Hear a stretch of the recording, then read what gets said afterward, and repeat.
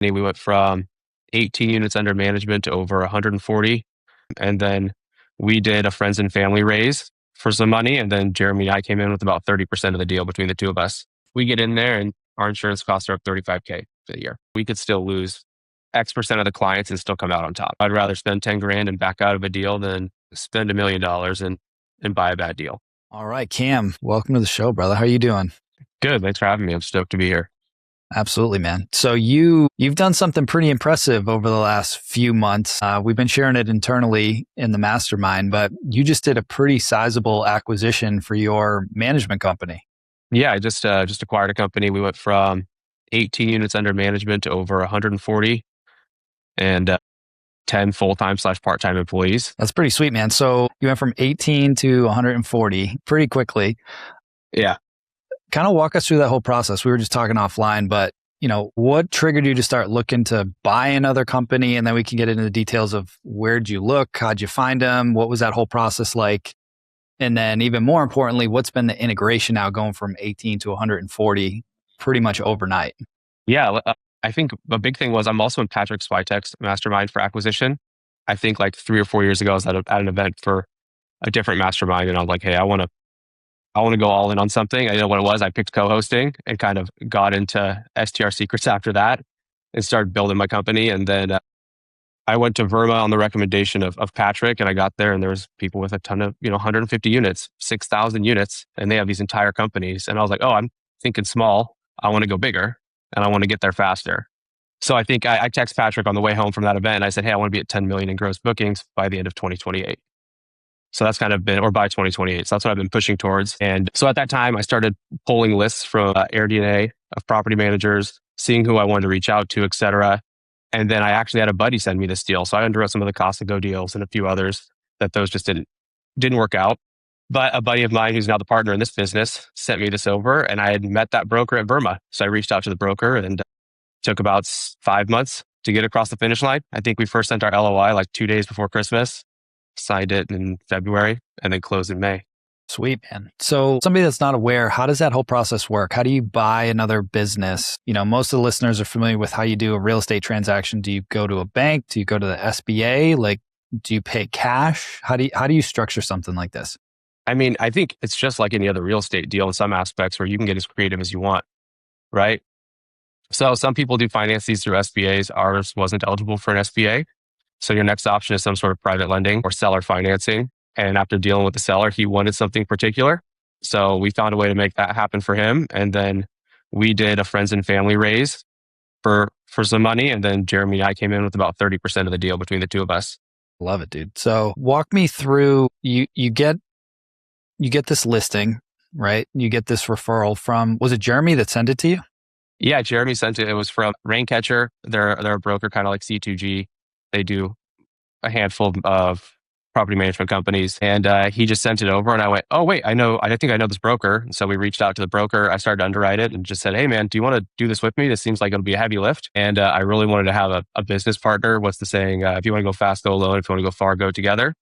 And I think there's just certain things that are hard to figure out by yourself with just, quote, employees. And with two people, you have someone to bounce it off and tell you if an idea is a good idea, a bad idea, or someone to even split the work with. So it's been great. So we got the deal that way and reached out to him. And I think our first LOI was probably a low ball. We made a bunch of changes and it was a long back and forth process, but we found something that worked with both of us after we met with the sellers. So I'm assuming they had an asking price? They did not. No asking price. Okay. It was up to us to make an offer. So we just got a P&L and I spoke with Patrick and I spoke with a few other people and other mentors I know in the space and was like, hey, what do you think? Like, how can we make this happen? And I said, this is what I'm comfortable with. And we underwrote it and made an LOI and then went from there. For listeners that aren't familiar, explain how they're valued. Did you make an offer based on an EBITDA multiple or a contract value, or what was your determining factor for your purchase price? So in all honesty, this company didn't have the best reviews, didn't have the best listings, but had a ton of repeat guests and direct bookings and a brand recognition. And so when we looked at the P&L, an EBITDA multiple wasn't going to. If we did an EBITDA multiple, the sellers were going to say, kick rocks. So yeah, we did it off contract value. We said, hey, what do we think we can pay for this?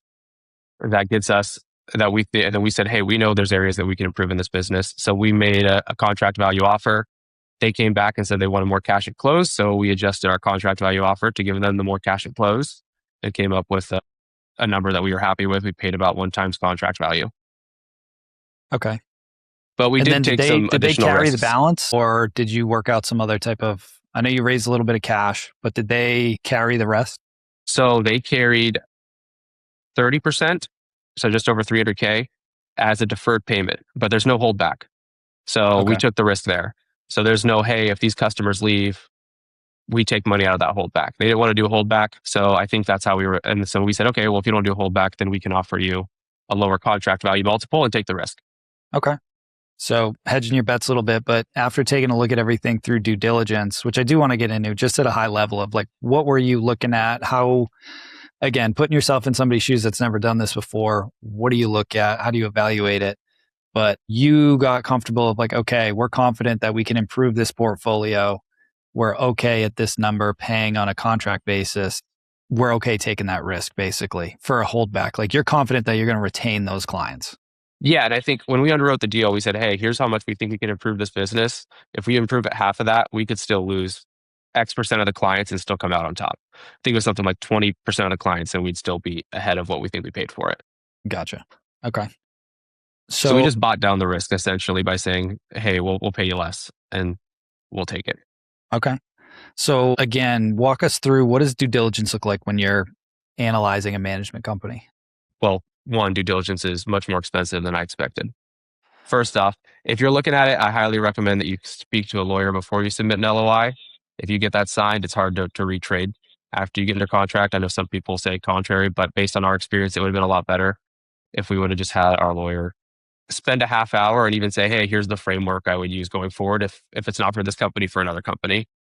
But essentially, it's a whole bunch of documentation and a whole bunch of financial looking and getting access to all of their systems and digging in and looking at their customer concentration, what their contracts look like, what their financials are, and doing a reconciliation and all that. If we're going to do an asset or stock purchase. So we leaned heavily on our quality of earnings company. Great. Happy to send them out. They're fantastic. And also our lawyer. So that's also, I think, one of the reasons is there's just so many different things to look at. And so luckily, like I said, we were able to talk to a few other people, but we relied on them heavily. It's like he reviewed all the different contract versions. A company that's 40 years old has, I think we had 7 different contracts to look at. And so we relied heavily on some of our people, and they put a lot of work into it, and they've done these kinds of deals. So they were able to tell us, here's the other things I would look at. But customer concentration, if they're condos versus homes, how sticky are these customers? How long have they been there? What's the management structure for those clients? What are they bringing in? Yeah, so The you team, brought in a company what their team's made to do up. a full Q of E, full quality of earnings. They really get in the weeds and just assess like the overall business. And it's not cheap, but to your point, it's worth it when you're buying 120 something contracts. Yeah, I'd say it was worth, I think we paid like less than 10 grand. Highly worth that risk. I'd rather spend 10 grand and back out of a deal than spend $1 million and buy a bad deal. That's actually not bad for Q of E. It was very affordable. Yeah. So that took a lot of work and a lot of time and a lot of go backs. A lot of the go backs and stuff are with them, and then sitting down with these people and saying, here's the stuff we found out. We need to get this information from the seller, and working through all of those things. Like, is this an actual business charge? Is it an ad back? Is it not an ad back? And coming up with our valuation for how much we think the business is worth and how much we think it can make going forward, and what we think is going to happen to overhead costs, software costs, those sorts of things. Did the Q of E give a valuation on it as well? They The did firm not that give you a used? valuation on the company, Okay. but they gave an EBITDA, an adjusted EBITDA. Gotcha. Did you end up hiring somebody else for a valuation, or you just knew that it wasn't going to make sense just based on where the company was currently performing? You mean like we didn't pay anybody to do an external, like another broker thing, to do Yeah. an external valuation. So like I said, I mainly worked with Patrick, was probably like the biggest help on that, to say, hey, here's what we think it's worth. I think I also talked to Petsy about it, be like, what do you got? How do you think this works? And what we were comfortable with, and went from there. I love it. Because I said, I don't care what the operations are. If I know my operations are eventually going to come into the business, how much are the contracts worth? So obviously there's stuff we want to keep. That's kind of how we looked at it is, our cost for lawyer fees and stuff was probably a lot higher, but we also bought a product that maybe has a little more room for growth, but also has more risk. Yeah. So, Cam, I got two questions for you. You just bought a 114 contract management company, right? But last October is when you first started this. You said, "Hey, I want to go buy a management company." What was your buy box then when you first made that decision that you're going to buy a management company? And then how does that match up to the reality of the company that you just bought? I think when I first started looking, I was like, it'd be great to get 20 contracts, 40 contracts. Hey, something I think I can afford is probably how I thought about it at that point. But my whole goal, like I said, was to be at 10 million gross bookings by 2028. And I think also looking at some of the Casago deals or Casago deals also made me stretch my brain and be like, okay, I can handle something I think bigger than this. Like I know the ins and outs, I've been in it. And so I think going there and looking at some of those deals, I was like, okay, we've got this. Also, another reason I thought it was a great opportunity to bring on a partner that can help and we could divide our responsibilities and make the most of what we've got, the opportunity we have. So I do want to ask you about the partner too, but before we get into that, when you were first talking with this seller, what were some of their primary drivers and things that they were like, yeah, maybe I should sell, or what were some of their primary drivers for getting out of the business and selling to you guys? Retirement. The guy was in his 90s. So the daughter was running the business still. And the company's very well known. He actually started Verma. So he's one of the founders of Verma. So he's been in the business forever and it was just time to move on. So that was their main driver. Yeah. And the daughter just didn't want to continue running the business. She was like, hey, she was probably in her 60s, huh? Yeah. I don't know her exact age, but so the seller's son still works. He's our broker. So he still Hmm. works in the business. And the daughter was, they had just like retired. Her husband had just retired and they were doing their thing. So I just don't think it was the right time for anybody else in the business to want to take it over. Yeah. Yeah. 100%.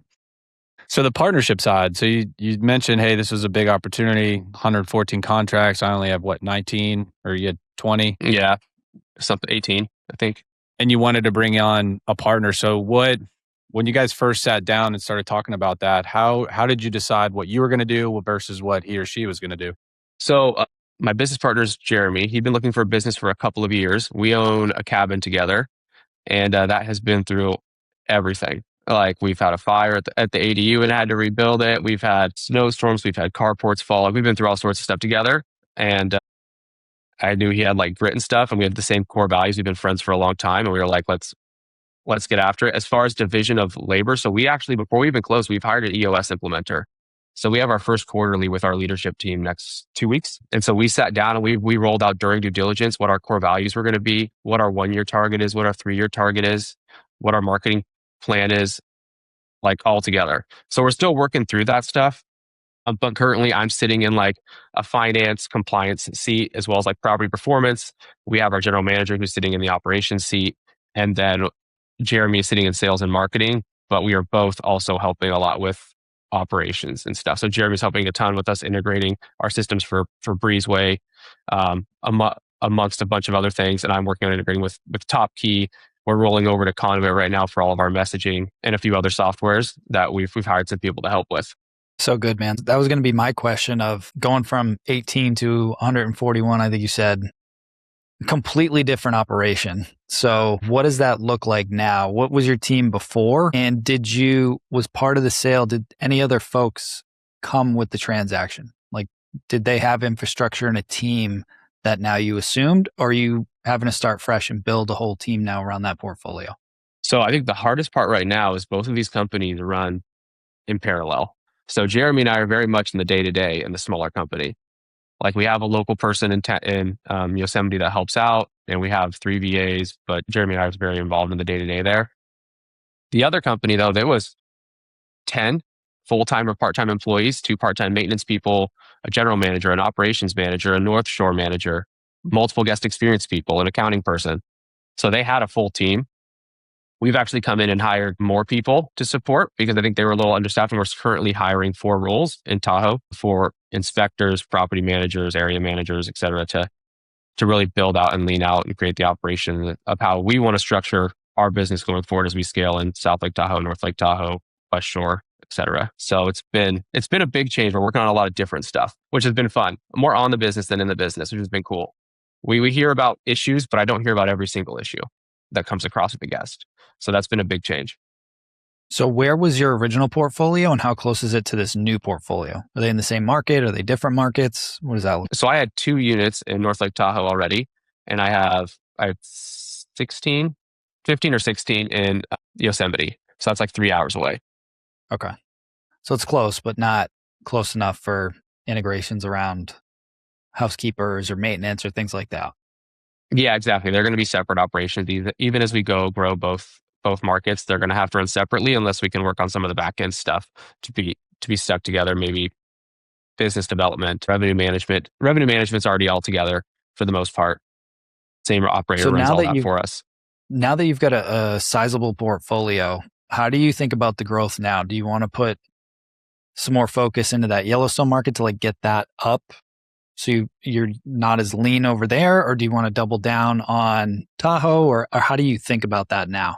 So we're thinking about in two ways. We want to grow both markets, but we're actually looking to fill in Yosemite a area manager seat there, so we can hopefully take some of that off of our plate, and then hopefully they can help grow and scale that business in that market. And then we definitely want to grow a ton in South Lake Tahoe and North Lake Tahoe. And so I guess it's twofold. So we want to grow both, but our plan there is to hire someone to fit that seat. It's a rock for us this quarter in Yosemite to run that area, and then we'll help as needed and help grow and train them, and then also dial in our operations here so we can just hit the ground running on sales and marketing, because that's kind of been on the back burner. What's the saying? You want to nail it, then scale it. So we're trying to clean up all the operation stuff until we're ready for that next leg of growth. What's been the hardest part of the last 2 months after acquiring a 114 contract management company? Man, I can go a bunch of different directions. One of the most annoying things is all the legal and admin work that comes after closing a deal like this. It has been just nonstop.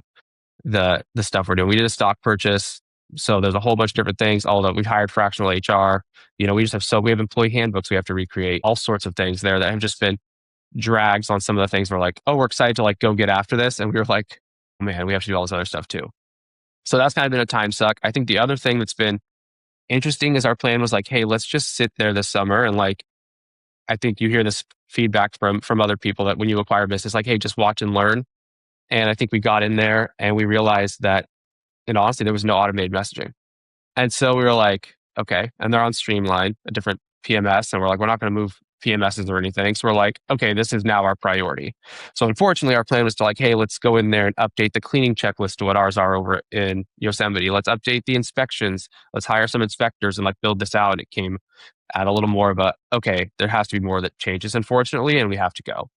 So I think it's kind of just been this balancing of moving so many things forward and trying to help other people without honestly managing the culture and stuff with people too, and not feeling like, hey, we're not trying to change everything just because.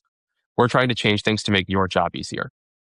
Like, we don't want you to have to sit here and manually text to release a property at 3 p.m. on the day of check-in. We want to just send them a text at 10 a.m. and say, walk into the property at 4.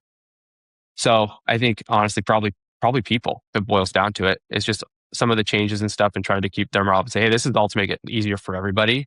And so you're not bogged down by doing these repetitive, redundant tasks that aren't fun. Mm. So I'm curious from you. I was in California a couple of weeks ago and I ended up going golfing with a couple boardroom folks, and I caught up with Craig Goralski.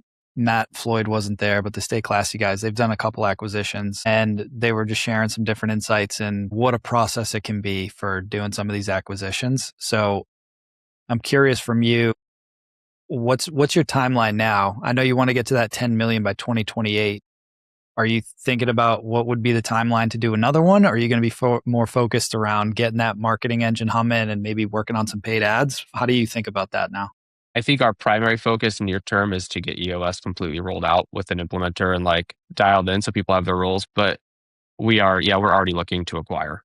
So if a deal comes across, we'll figure it out. Hopefully, if there's a good deal. So if you're in Yosemite and Lake Tahoe and you know of any deals, let me know. But we have a couple of people we're talking to. So hopefully we can find something. I think honestly, if you have the right team, you can keep growing. And I think honestly, a lot of that comes with if you find a company with really good talent and really good systems, and you can take stuff from each company if you acquire more.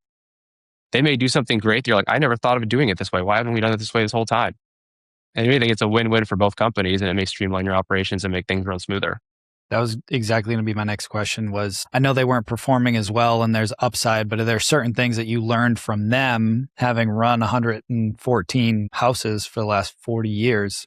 But there are things that they were doing where you're like, oh, wow, that's actually really good. We're going to apply that to the rest of the portfolio going forward.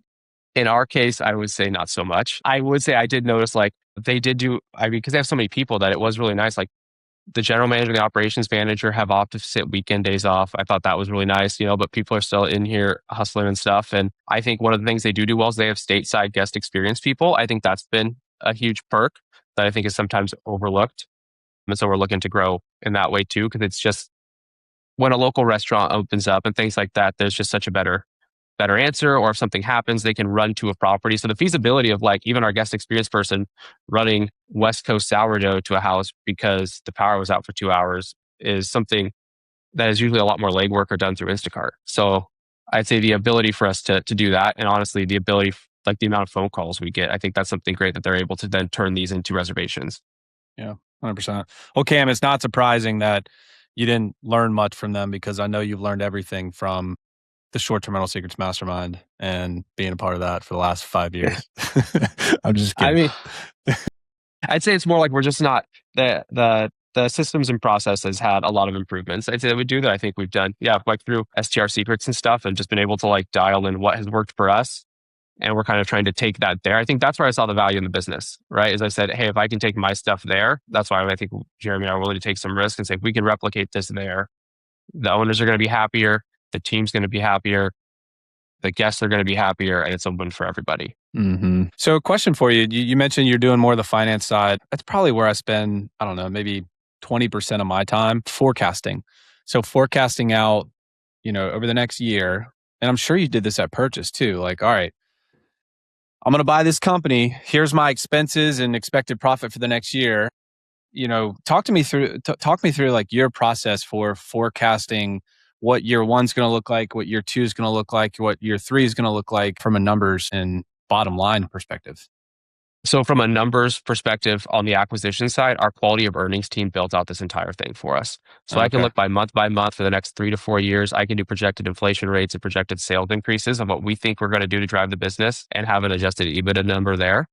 On our side, we've made a ton of transitions on the accounting side. We're moving to zero. We hired a great accountant, and we're a little behind on some of our P&Ls, but we know what we're tracking currently is, hey, is the revenue increasing for our owners? That's our primary concern. Because if those are going up compared to last year, I think June, we were up by 20%. We're up already 30% for July. We're up 15% going into August already as pacing. So our main concern was, hey, looking at your numbers over there. I have a couple of them pulled up here. We use key data a lot. So that's kind of been our main driver, because our first big change was bringing in the revenue management company I worked with. So we're making some transitions. We do have rough P&Ls, but we're doing a ton of cleanup because it was a stock purchase, like I said. So there's still a lot of moving parts. We have a true up that we still have to send out to the sellers here this week as well, which is kind of going through the first few months or the first 8 days of the business when we closed and say, hey, what transactions that have occurred that the sellers either owe part of or owe all of. So payroll is a good example. So we paid payroll on the 15th for the 3 weeks prior, basically the 2 weeks before, and the sellers need to pay that, but it came out of our account. So we're still working through a bunch of stuff around there. So we have rough forecast numbers and things are moving in the right direction. The rest of them, we'll figure it out. That's great. One thing I just wanted to have you explain real quick for the folks that aren't familiar. You said you did a stock purchase. What does that mean? And then what's the alternative to doing a stock purchase? So there's 2 types of purchases, asset sales and stock sales. An asset sale means, hey, you're just buying the contracts, right? You're not buying anything else. Maybe you purchase, maybe an asset is their Airbnb account. Maybe an asset is their domains. Maybe, you do have some other assets in there that you may want to acquire, but for the most part, you're buying the contracts. And you're saying, hey, I'm going to take these contracts and plug them into my own entity. Now, in our case, these contracts weren't assignable. So there's 2 options there. One, you do a holdback and you have the seller help you sign every single contract over, and then you adjust the purchase price based on that. Or 2, you do a stock purchase and you say, you know what? There's other risks that come with buying a stock, right? So now the EIN is in mine and Jeremy's name. We're the owners of the stock. And so we basically just took over the business. And so that way the contracts stay the same. There's nothing changing there for this time. We've already reached out to all the owners, but we do have to indemnify ourselves against other risks, right? Maybe employment lawsuits, owner issues, etc. So that's all detailed out in our purchase agreement. Gotcha. Thank you for clarifying. My last question for you is, you've gone through this process now. What would you say was the biggest learning lesson that you've got? I know you said due diligence costs more, but if you had to really nail it down, like what was the biggest thing that you learned going through this whole process? I think that you need to lean on the experts, right? Like you've hired these people to help you run this stuff. They can get you most of the way there, and then you need your list. I think that's been a huge one. And I think, man, I've got a ton of small ones. Another one that we learned is we didn't re-underwrite all their insurance. We got their insurance costs. We said, hey, they have liability, they have this and that. We get in there and our insurance costs are up 35K for the year. So that's been a big learning lesson. Like, okay, go out there, get some quotes if you can to get a good understanding to make sure that you're fully covered. I think those are the main two, but it's been a lot of learning. Like I said, stock and asset sale, didn't really know what that was until I was in contract. Like a lot of this you're going to learn on the fly, and you're going to come up with, and maybe a lawyer's like, hey, you can do this or that or this or that. And you're like, well, what do you think is the best and what are my risks? That's something we learned too, is like, they're going to explain to you what all your options are and just say, what's the risk if this does happen? And I think that's how we kind of pivoted every question we got from either our quality of earnings or our lawyers. So we could understand, like, let's quantify it. And if it's not that big of a deal, then let's not make it an argumentative point with us and the seller. I love it, man. One of my last questions, for somebody who's looking to buy a management company right now and maybe has a list of 30 or 40 of them in a market they want to get into, what advice would you give them? Start reaching out, find ways to meet them, email them, text them, try to get them for coffee. I mean, and if you have a presence, that gives you another opportunity as well, because they'll know you, they'll know how you run your business. In this case, they didn't, but we sat down with them, and even though we were a smaller portfolio, we were able to like explain, like, here's all our systems I use, and he was like, oh, this, okay, you know what you're doing. Like, so I think really you just need to start reaching out and being genuine and seeing, like, hey, is there a way for one to buy, maybe to partner? There's a whole bunch of different ways that some of these huge PE companies are purchasing these and rolling these up, and you can employ the same strategy just at a smaller level. Out of all the companies that you reached out to, how many replied, or what were some of your outreach numbers like? I honestly, I didn't even reach out to that many. I mean, I've got a couple like small contract people I'm talking to, but those were already mutual connections.